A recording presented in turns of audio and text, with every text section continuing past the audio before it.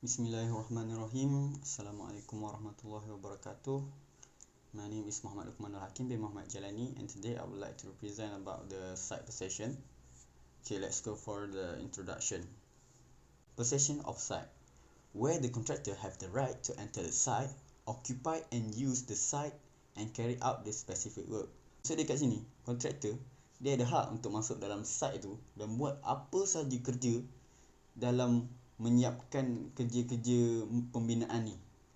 Duration of possession, start from the date of possession of site to completion dates and inclusive of a standard time if contractor granted possession of time. Okay, maksud dia duration of possession ni start bila contractor tu dah boleh masuk tapak hinggalah projek tu settle. Tapi dalam special case, masa possession ni akan bertambah bila contractor diberikan EOT. Okay, contract period. Possession will usually provide the contractor with such exclusive occupation and use site as required in construction works. Okay, kita masuk kepada PWD 203A 2010. Clause 11, inspection of site, and Clause 38, possession of site. Okay, let's go to the Clause 11, inspection of site. That contractor shall be deemed to have inspected and examined the site and its surrounding and have to satisfy himself before submitting his tender to as follow. Maksud dia kat sini 11.1 ni, dia cakap kontraktor ni perlulah ataupun wajib untuk inspect site tu dulu dan menguji site dan lihat apa ada kat site tu supaya dia lagi faham untuk counter benda-benda yang ada kat site tu.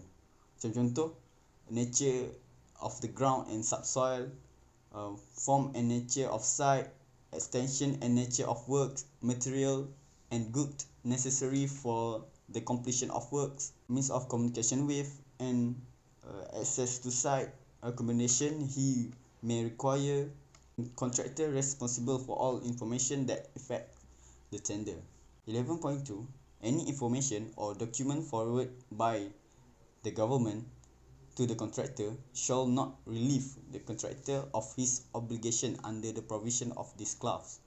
Maksud dia kat sini, ada info apa-apa ke, dokumen apa-apa ke yang diisu, dihantar oleh kerajaan kepada kontraktor tak boleh buat je. Dia kena bertanggungjawab setiap apa yang diissuedkan oleh government tu.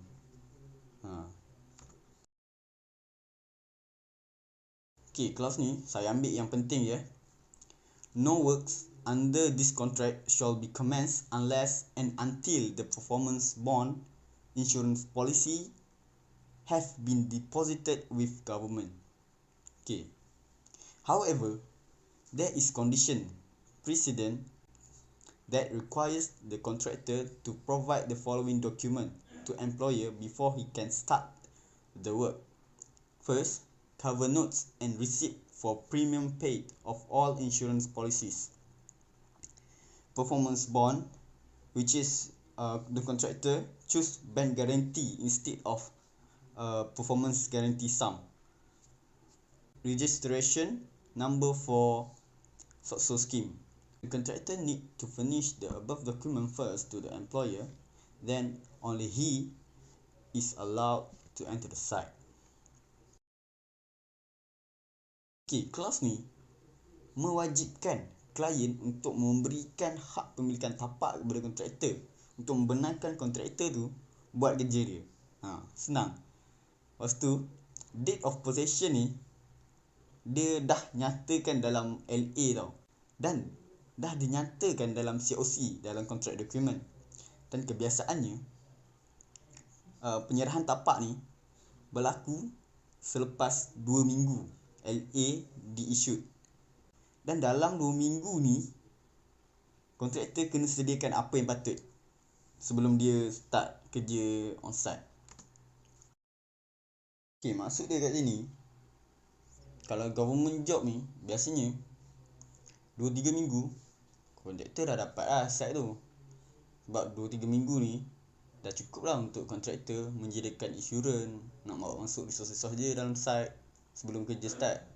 Tapi ada kerja-kerja lain diberikan masa maksimum 60 hari selepas date of LA, dan benda ni akan berubah selepas pembincangan balik.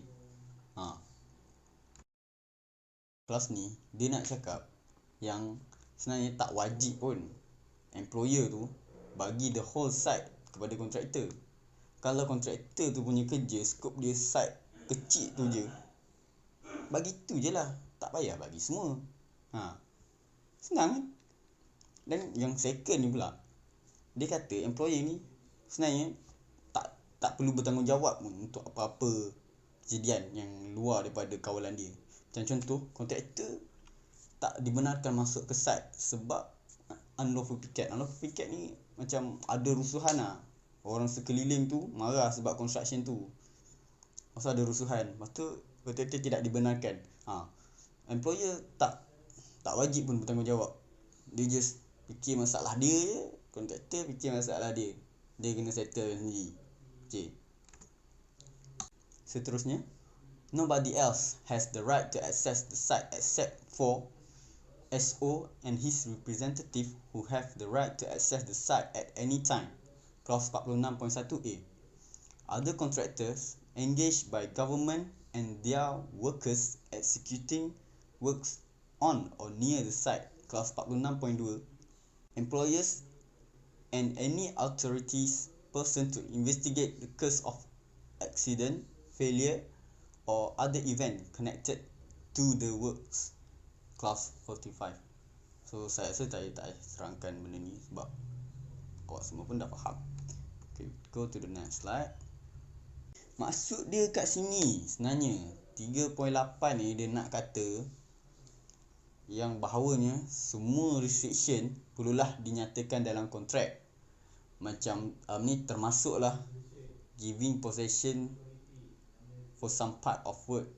Macam contoh, work yang perlu disiapkan dalam phase. Okay, phase ni kontraktor lain, phase ni kontraktor lain. Macam tu lah, saya pun tak tahu. Dan condition ni juga perlulah dinyatakan dalam kontrak tu setiap apa obstruction dan restriction ada dalam site tu. Macam contoh ni power line, assistant quarters, structure yang memang dah ada dekat site tu. Macam tu lah. Dan benda-benda yang sama waktu dengannya lah. The contractor is entitled to assume a degree of possession of site to enable him to plan his work accordingly. Contractor ni dia kena assume kesusahan possession of site tu sendiri supaya dia boleh merancang kerja-kerja dia. Dan kontraktor juga berhak untuk claim damage jika dia dah menggunakan extra cost untuk menyiapkan kerja-kerja dekat site tu.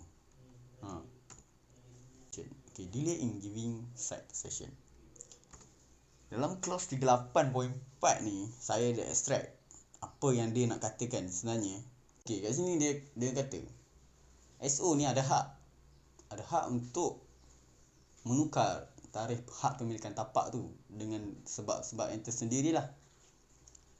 Lepas tu, delay ni ada dua jenis tau.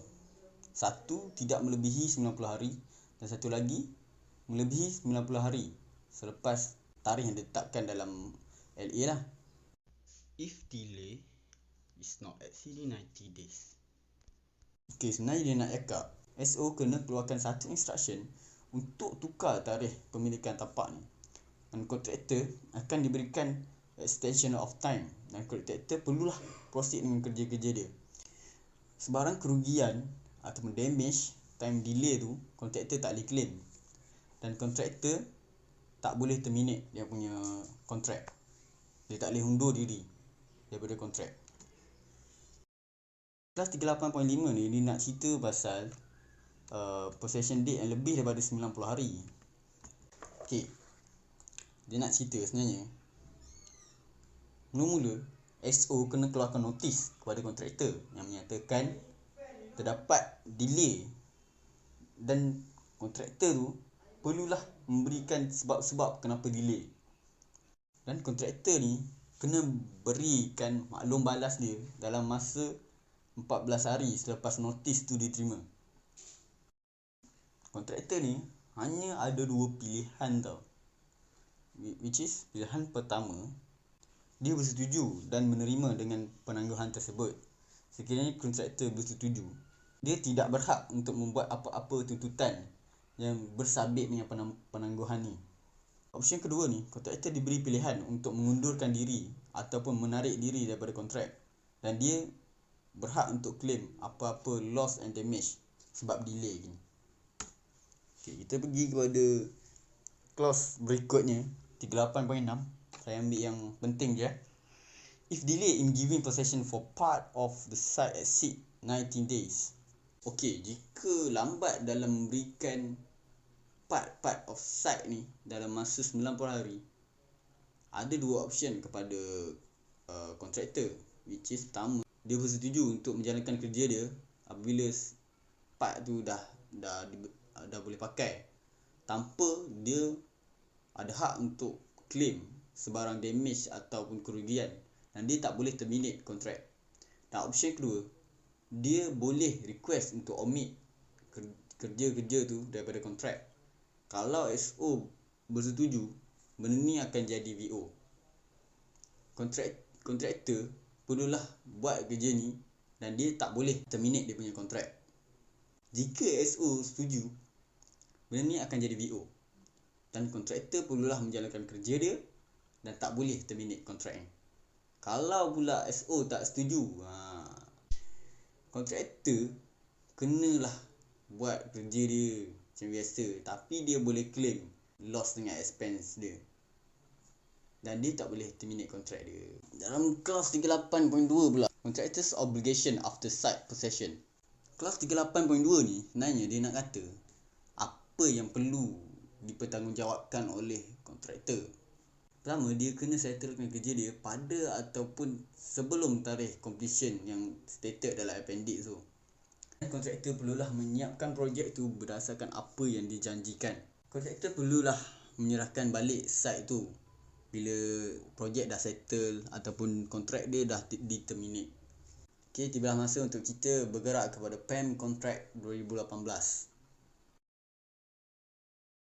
Kat sini dia nak cakap arkitek, konsultan ataupun dia orang punya representative perlulah ada akses untuk ke site, dan dia orang juga perlulah ada akses untuk ke tempat-tempat pemrosesan barang, penyimpanan barang dan penyimpanan machineries tu semua. Dan arkitek and konsultan ni ada hak untuk test ataupun nak inspect tempat-tempat dan barang-barang yang dibuat untuk semua elemen of work dalam site ataupun luar site. Date of commencement, postponement and completion date. Let's go to the point. Delay in giving possession of site doesn't exceed the period of delay stated in appendix. The contractor shall not be entitled to determine his employment under the contract. Jika dia tak state dalam appendix ni, biasanya 3 bulan berturut-turut dia punya delay tu. If delay not exceeding the period of delay, contractor can claim for AOT. In the same clause, in the event there is delay by employer in giving the site possession of the site to the contractor, the architect shall grant an extension of time. He also entitled to claim loss and damage suffered by him. He cannot terminate his own employment. If delay exceeding the period of delay, contractor can claim the loss and damage suffered by him. He can choose to proceed the work or terminate the contract. If proceed with the work, he entitled for EOT. Sectional commencement date. Clause 21.2, where there are different dates of commencement for section of work, this shall be stated in appendix. Postponement or suspension of works. The architect cannot use his power to order the postponement of any works to justify delay in giving the contractor possession of site. Okay, finally, the comparison between PWD and PAM. PWD, the extension of work that must be given in the contract is not necessarily to be the whole site. In PAM, the contractor must be given the full or exclusive possession of site. For example, the whole site, even though some part may not be needed until the later stage of project. In PWD, the contractor must be given a reasonable degree of possession to enable him to commence the work in accordance to program unless there is agreement to the contrary, execute the works unimpeded by others, and to perform the work in a satisfactory manner based on construction method desired by him. Meanwhile, in PAM, the contractor is entitled to assume unrestricted possession of the whole site to enable him to plan his work accordingly. In PWD, employee is not deemed to guarantee possession due to event outside of his control. For example, employee is not liable if contractor is prevented from gaining access by third party such as unlawful picket. Meanwhile, in PAM, the architect will issue instruction to fix the date for the site possession if the date of the commencement is not specified, or deferment of possession of site by the employer to a new date. Okay guys, that's all for me. Thanks for watching. Please like, subscribe and share. Assalamualaikum warahmatullahi wabarakatuh. My name is Ahmad Umairul Sabri bin Maknawi. So hari ini saya akan present mengenai tajuk insurance. So saya akan mulakan dengan maksud insurance. So insurance is a contract represented by a policy in which an individual or entity receive financial protections or reimbursements against loss from an insurance company. So secara mudahnya, pihak insurans akan menanggung risiko daripada pihak kontraktor yang kontraktor tanggung semasa construction dijalankan. So seterusnya ialah who will be responsible in insurance. So first kali, risiko yang ditanggung oleh kontraktor untuk melakukan projek tersebut akan dipindahkan kepada insurance company. Yang kedua ialah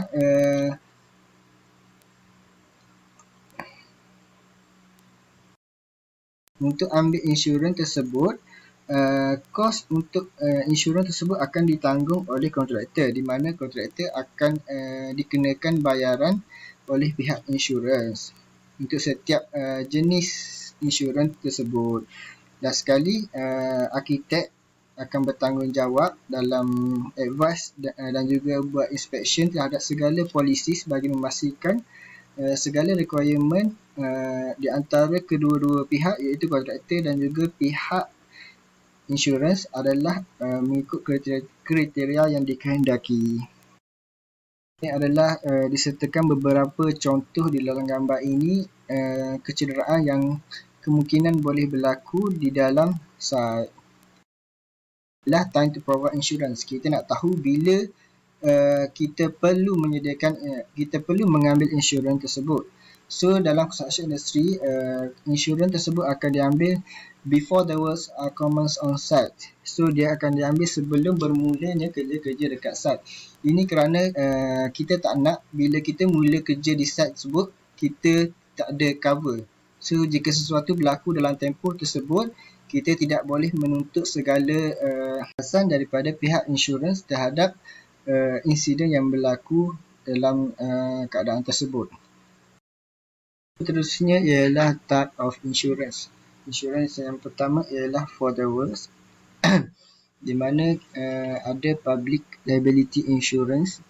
Insurance ini adalah untuk orang awam, di mana sekiranya ada orang awam yang masuk ke dalam site dan mengalami insiden ataupun kecederaan, so akan ada insurans ini akan beri pampasan kepada orang awam tersebut. Yang kedua ialah insurance of work. Insurans ini adalah untuk cover kerja-kerja dekat dalam construction tersebut. Yang ketiga ialah workman compensation. Yang ini untuk pekerja-pekerja dalam construction tersebut, pampasan untuk pekerja. Yang keempat SOSO dan yang kelima ialah contractor risk. Maknanya segala risiko yang ditanggung oleh kontraktor sekiranya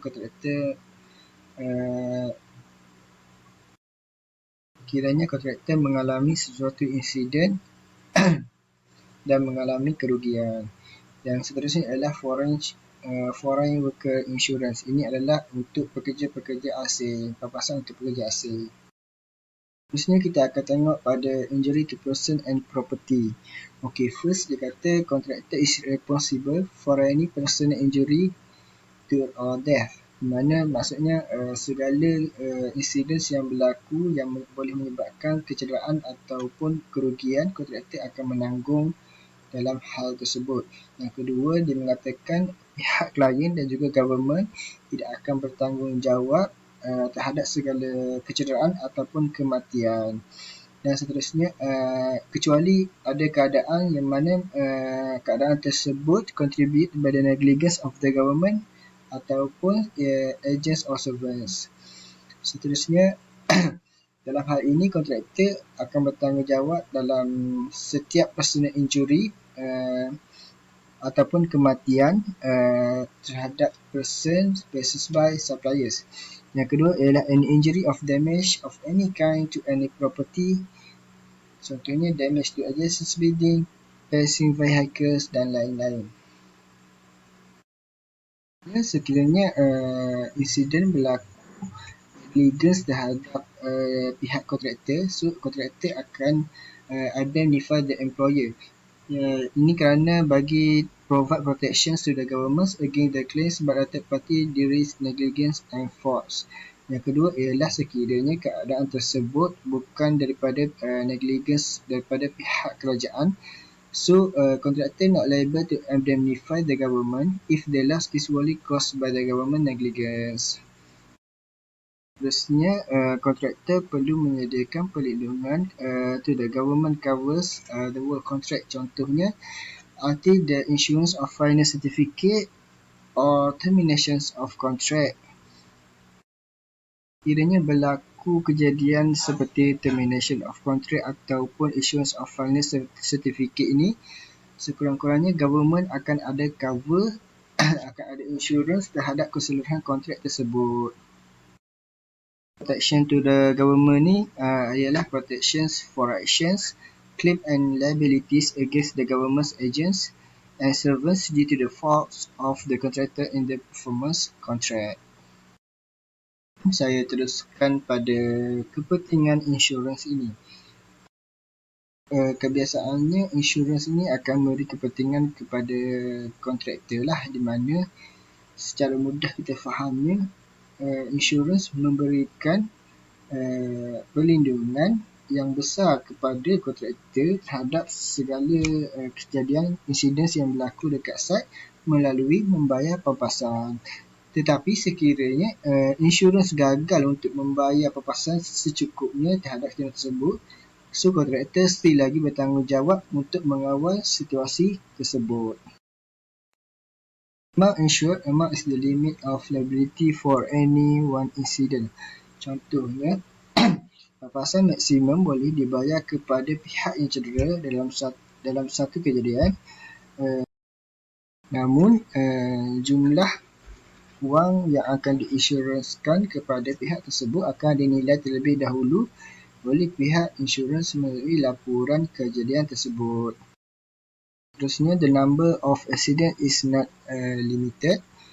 And then, limit of liability is difficult to determine, but usually the employer fixes based on the value of the contract. Saya teruskan kepada faktor-faktor yang pihak insurans akan menilai dalam menentukan jumlah amount yang perlu diinsyuranskan. So, yang pertama adalah source of risk, site safety, public access to sites, physical condition of surrounding building, type of work, innovations, piling, type of plant and machineries used. Semua ini akan dinilai oleh pihak insurans melalui laporan kejadian tersebut. Selepas menilai semua ini, barulah pihak insurans boleh menentukan kadar bayaran kepada pihak yang cedera.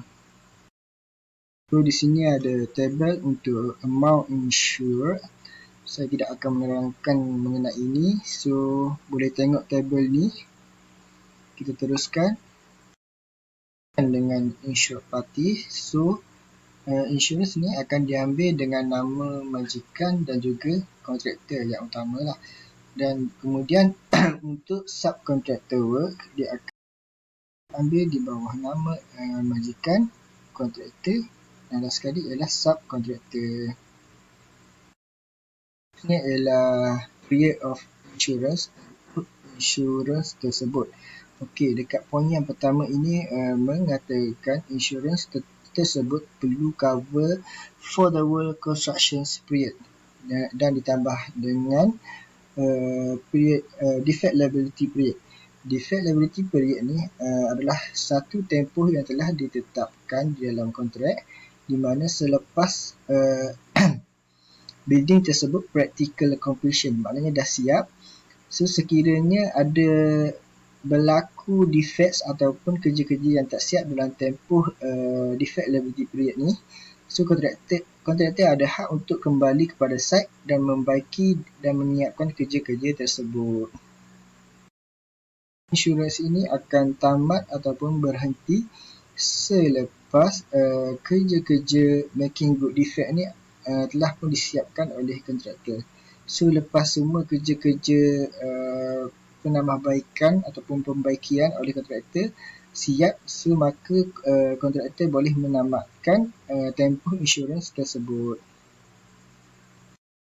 Mengenai calculation of premium ni, first, contractor is required to furnish the insurance policy and the receipts of the premiums paid before the commencement work.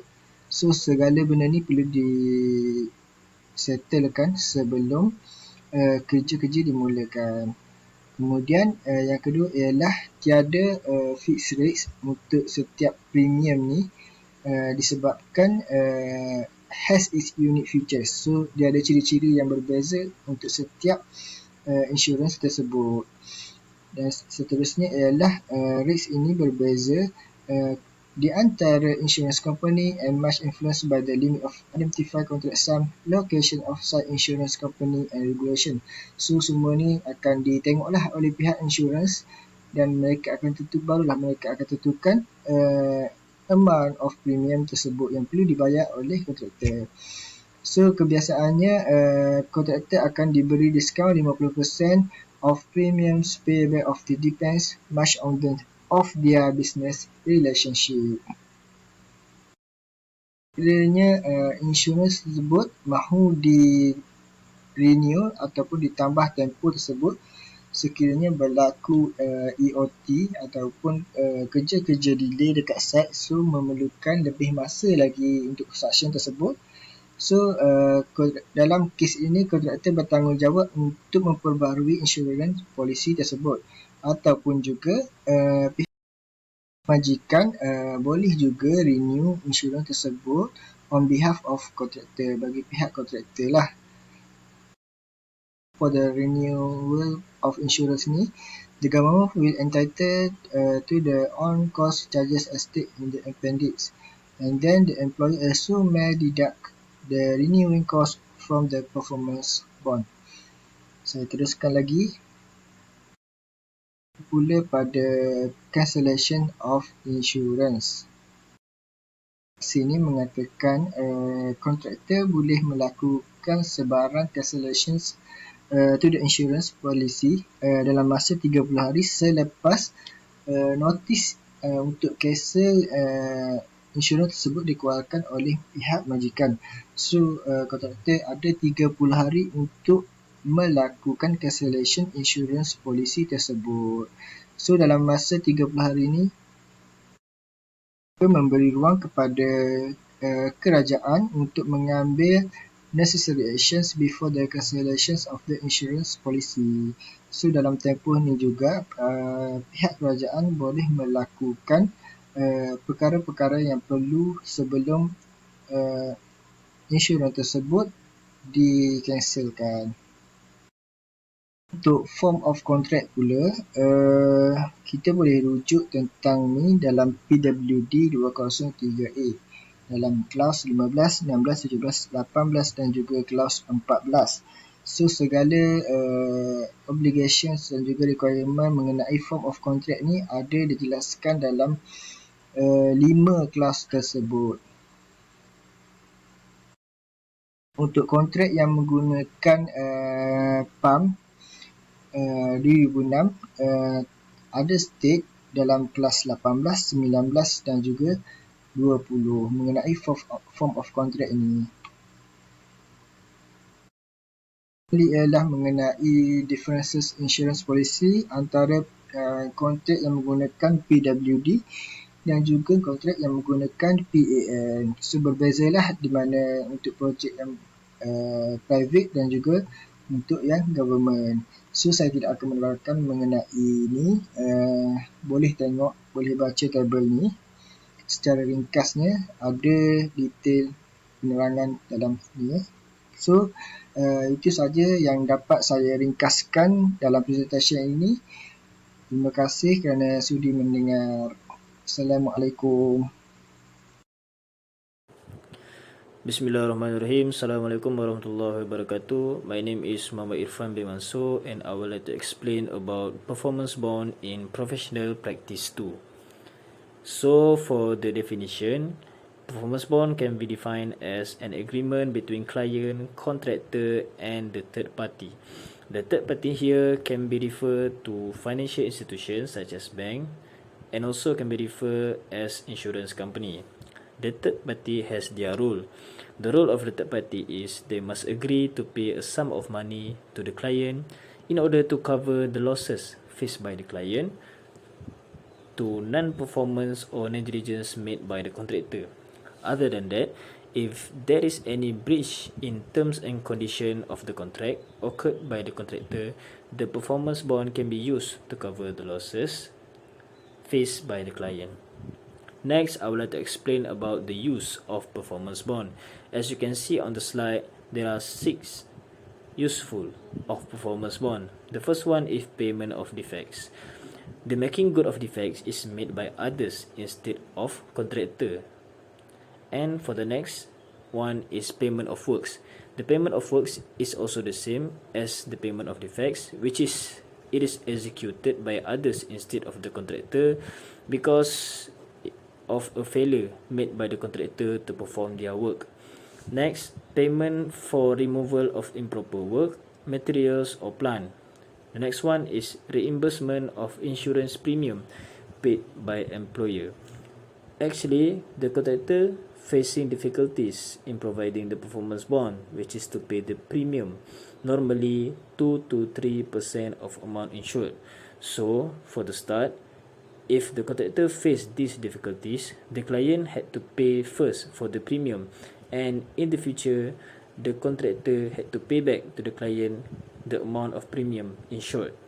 So, in the future, in case if the contractor fail to pay the premium to the client, the performance bond can be used as reimbursement of insurance premium paid to the employer.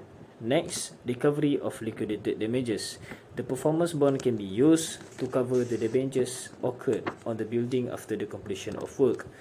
And next, for the last one, is recovery of loss in determination by employer. Next, I would like to explain about the performance bond in PWD 203A. Performance bond is located in section 13 in PWD 203A. For 13.1A, it is stated that contractor shall prepare the performance bond or performance guarantee sum before or on the date of possession. Basically, before the commencement of work on site made by the contractor need to prepare the performance bond. The value of the performance bond is 5% of the contract sum, and it must remain valid from the start of the date of possession of site until 12 months after expiry date of defect liability period or certificate of completion of making good defects, which is the later one. And for 13.1b, performance guarantee sum is opted as performance bond if contractor fail to choose the form of performance bond that he want to use before the date of site possession. Next, for 13.2, it is explained about on how the performance guarantee sum is working. It is working by deduction of 10% for the first interim payment and subsequent interim payment until the cumulative amount of deduction is equivalent to 5% of contract sum. Next, for 13.3, the government or client can announce any time to call off the performance bond, wholly or partially. In these cases, if there is non-performance of contractor being reported to the client by the SO, the client can announce any time to call off the performance bond wholly or partially to cover the losses on site. Next, 13.4, it is stated that contractor shall issue to client further security in form of additional performance bond.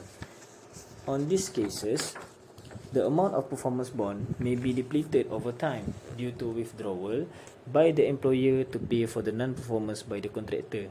However, the total bond must remain the same, which is 5% of contract sum. So in order to remain the fund of the performance bond, the contractor is required to top up the amount under the performance bond to cover the withdrawal by the employer in order to get an adequate fund in the bond to be used by the government in the future. Next, in section 13.5, it is explained about the releases of performance bond, which is on the completion of making good defects or on the giving of certificate of completion of making good defect. And for the last section 13.6, it is explained about the forfeited of performance bond is being automatic if there is any termination of contract made by the client. Then for the next slide, it is an example of amount of performance bond. As you can see in this slide, the contract sum is around 10 million ringgit and the value of performance bond is 5% of that 10 million ringgit, and we got 500,000 ringgit for the value of performance bond. And then this is an example of sources that I get to prepare this slide presentation. And for the next one, I would like to explain a little bit about the performance guarantee sum. The performance guarantee sum is the same as I explained before. The performance guarantee sum is an alternative form of performance bond that can be used by the contractor as a performance bond. It is functional as a protection to the client if there is any non-performance of a contract made by the contractor. It is working by deduction of 10% from the amount of first and subsequent interim payment until the total deduction is equivalent to 5% of the contract sum. It is also being released 12 months after expiry date of defect liability period or after issuance of certificate of completion of making good defects. And it is also being forfeited automatically if there is any termination of contract made by the client.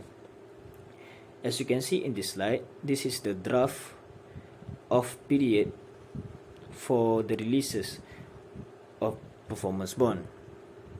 And for the last slide, I would like to explain about the performance bond between two different contracts, which is PWD 203A and PAM 2006. Based on my research, there is a difference in terms of validity of performance bond. The validity of performance bond in PWD 203A is from the start of the date of possession of site until the 12 months after expiry date of making good defects or after the issuance of certificate of completion of making good defects. Instead of validity for PAM 2006, it is valid from the start of the date of site possession until 3 months after completion of work. Other than that, the difference between these two is for PWD 203A, contractor need to top up the amount of bond drawn out by the client in order to get an adequate fund for the performance bond to be used by the government in the future. And for PAM 2006, the contractor no need to top up the amount withdrawn by the employer, as the employer has an alternative retention of money for the future use. I think that's all from me. Thank you.